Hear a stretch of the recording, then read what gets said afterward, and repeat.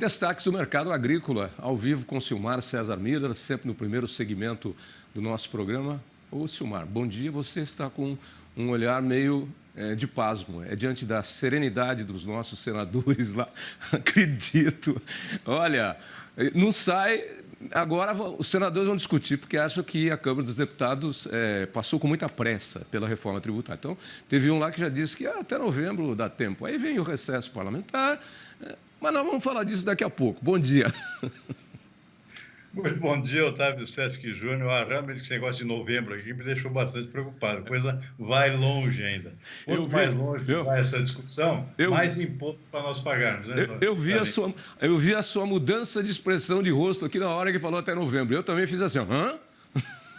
Vamos primeiro para as commodities e o mercado financeiro. Vai, com você. Esperar que fosse até setembro no máximo, né? Mas não novembro. Enfim, vamos lá, Tavinho. Olha, o dia um pouco mais calmo hoje em relação ao dia de ontem. Ontem a gente viu aqui os preços desabando aqui nos mercados internacionais, tanto financeiros quanto agrícolas, por conta daquelas notícias muito ruins da manhã de ontem, que é bancos sendo rateados com notas inferiores nos Estados Unidos, ou seja, uma crise do setor creditício americano, coisa rara de acontecer, vários bancos pequenos e médios sendo penalizados com a queda do seu rating por uma agência de risco, a Moody's. E, por outro lado, também preocupação com a China. Ontem saíram aqueles dados sobre exportações, sobre o comércio exterior chinês como um todo, queda brutal nas exportações e também de 2 dígitos nas importações. Uma China conhecida por ser uma máquina de comércio exterior, grande exportadora, grande importadora também, deixou todo mundo preocupado, né? Alguma coisa deve estar acontecendo com a economia chinesa para derrubar dessa forma as importações, o comércio exterior desse gigante asiático. Isso afetou muitos mercados ontem. Hoje o dia é um pouco mais calmo, Tavinho. Dólar agora aqui no Brasil operando com leve alta de 0,1%, R$ 4,90. O índice Bovespa, mercado de ações, segue em queda ainda, queda de 0,5%, assim como as bolsas americanas também estão operando em queda nesta manhã. O petróleo volta a subir 1,1%, 87 dólares o barril. Mesmo com a questão da China, que derrubou os preços ontem, está sendo compensado, entre aspas, aqui, por uma menor oferta global de petróleo. A produção está sendo reduzida, especialmente pela Arábia Saudita, maior exportador global, e isso está afetando o preço do petróleo, que volta a subir por conta disso. 1,1%, 87 dólares o barril do tipo Brent, que é aquele que também é referência aqui para o nosso da Petrobras.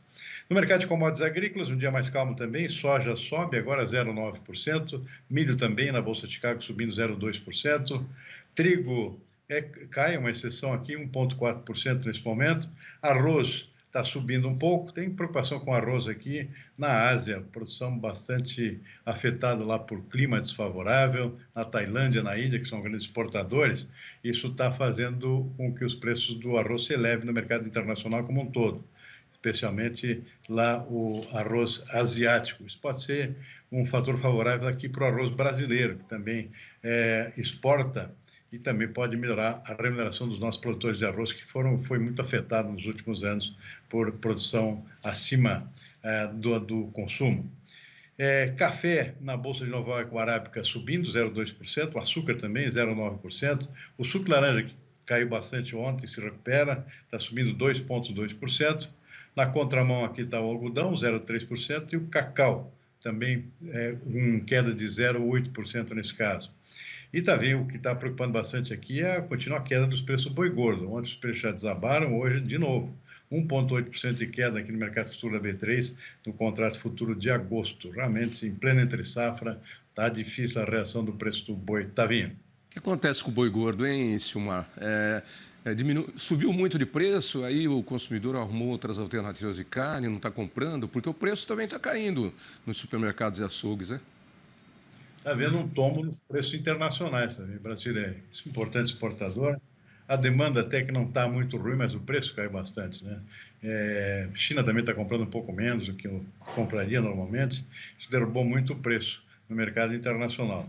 No mercado interno, mesmo com a queda que tem como consequência, vem acontecendo também, em alguns cortes de carne bovina, o problema aqui é a renda do trabalhador, né? A renda do consumidor, que não consegue acompanhar. A carne bovina continua ainda bastante cara para boa parte da população brasileira, que continua apostando mais no franguinho de cada dia, que é bem mais barato, né, também, e eventualmente carne suína também, que é mais barata. Então, não ajuda também o mercado interno.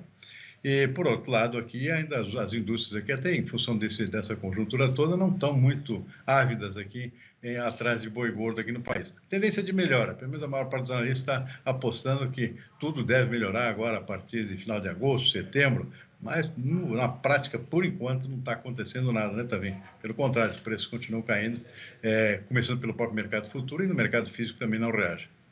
Quando alto aí é o nosso amigo Ricardo Santinho, o pessoal da BPA, né, que cuida aí de aves e suínos, né, com esse aumento no consumo e essa troca por parte do consumidor.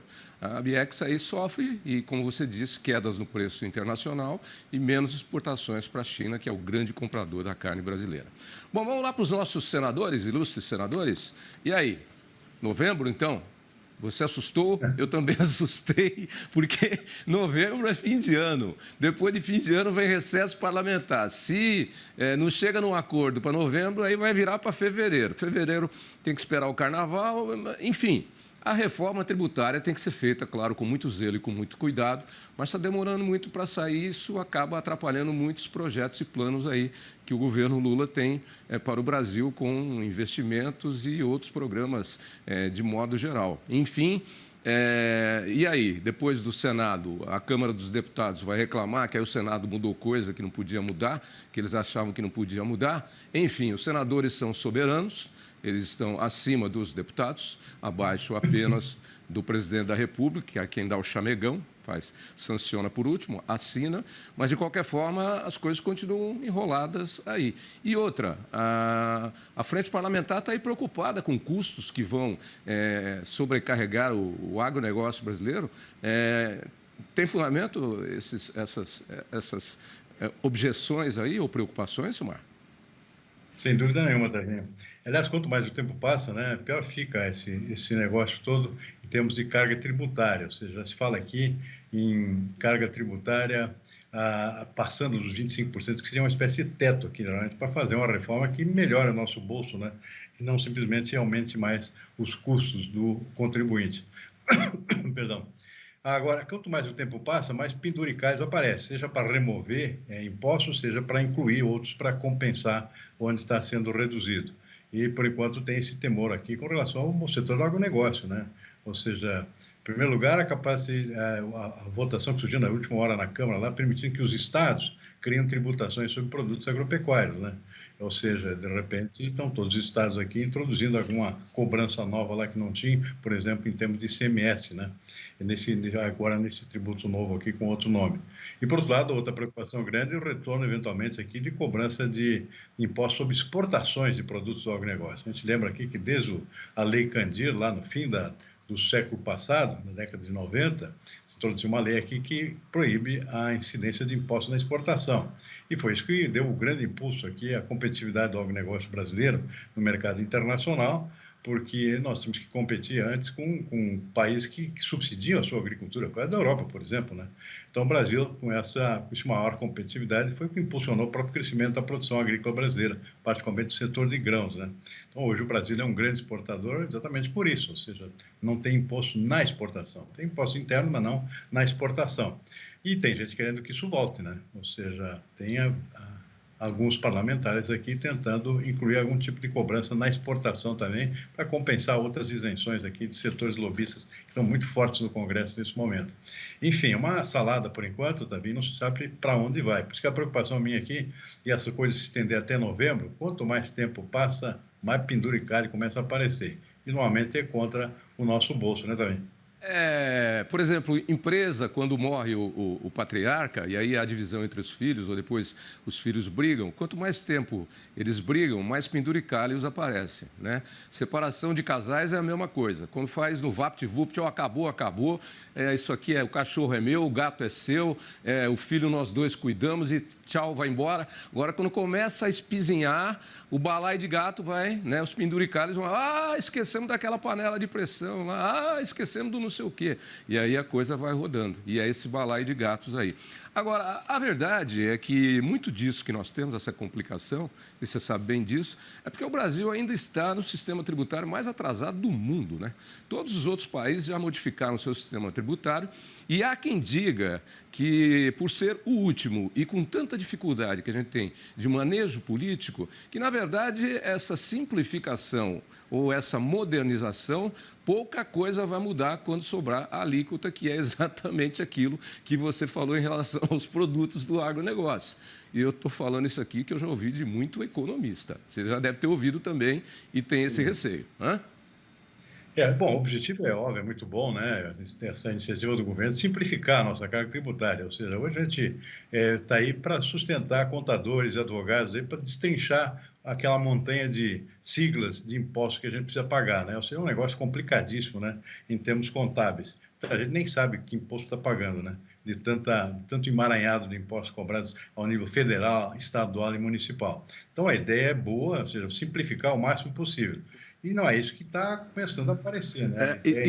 Deixa eu te... Você sabe que tem um instituto especializado em ficar atualizando leis, né? Porque, às vezes, elas vão mudando no Brasil todos os dias.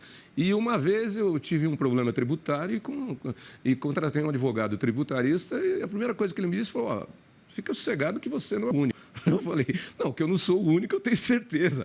Ele falou, sabe o que acontece? As leis mudam no Brasil da noite para o dia. E todos os dias são pelo menos 10 ou 20 novas alterações. Ele me disse isso, eu não sou advogado, mas ele me disse, são 10, 20 alterações, pequenas partículas no meio da lei ali, que você acaba pagando coisa que você não sabe e virando... É muito complicado o sistema tributário brasileiro, muito complicado. Sem dúvida nenhuma, Thaís. A gente trabalha aqui, em boa parte dos empresários, simplesmente para sustentar uma multidão lá de assessores, seja na área contábil, seja na área trabalhista, também inclui a parte fiscal, e também advogados, né, para poder se manter dentro da lei, que muda com muita frequência. Também facilitar os golpistas de plantão, né? Que vira e mexe estão tentando dar golpes. Ah, não, eu sei como reduzir o que você deve lá para não sei quem.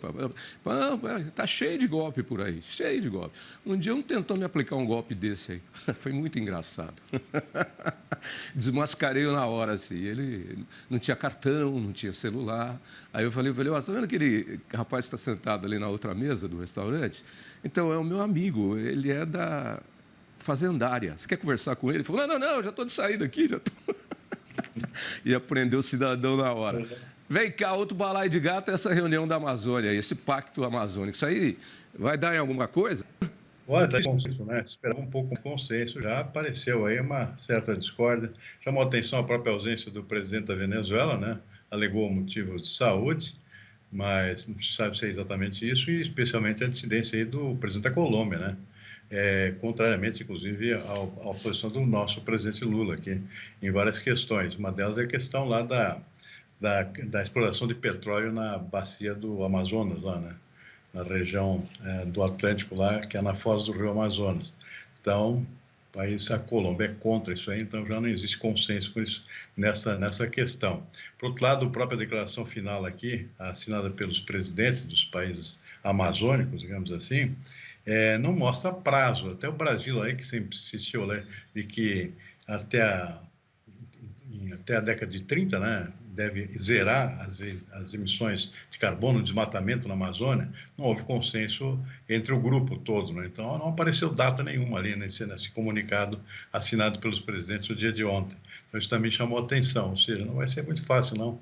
O consenso dos países amazônicos aqui é que vai ser levado para a reunião lá do clima, que é agora, no final do ano, né, também. Você sabe que eu usaria um provérbio aqui para o nosso diálogo de hoje, a nossa conversa de hoje. Das duas coisas que nós tratamos aqui. De boa intenção, o inferno está cheio de gente, né? É verdade. Ok, Silmar. Até amanhã, então, quinta-feira, com novas informações e análises. Um abraço. Davi, boa tarde, até amanhã.